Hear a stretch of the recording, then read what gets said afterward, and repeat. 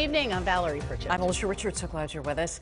A Redland High School student who passed out is alive tonight because somebody nearby acted fast. The West Shore student was revived with naloxone, or Narcan, a drug used to reverse the effects of an opioid overdose. Kayla Schmidt joining us now live with more. Kayla. Yes, Alicia and Valerie, while it is not clear why exactly the student passed out on Friday, they did have to be administered with the reversal drug twice. Now, officials say what is clear is that having Narcan on hand is becoming more critical, especially in situations like these.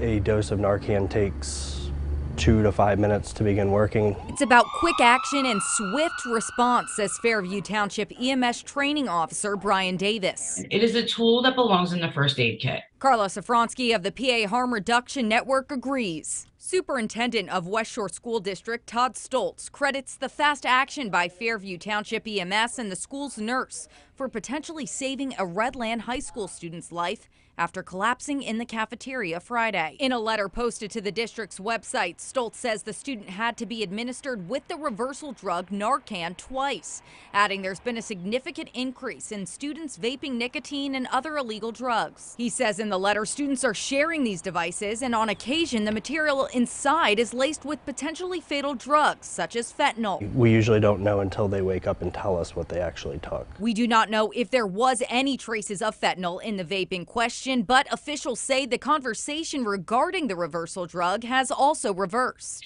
I remember I would go into places to do education for naloxone advocacy, and people would say, "You are enabling people who use drugs." Safronsky says she has met with a different response these days, as the drug is now readily available to the public, carried by police officers, and in some cases in schools. And if you do use it in an emergency situation, one of the great benefits of naloxone, it is not harmful in any other way. Safronsky says if a teenager or child is showing symptoms that align with an overdose and you are not sure what happened, it is completely safe to grab the Narcan, even if you come to find out they were not. It should be in everybody's home at this point in 2023. Because you never know when you may need it until you do.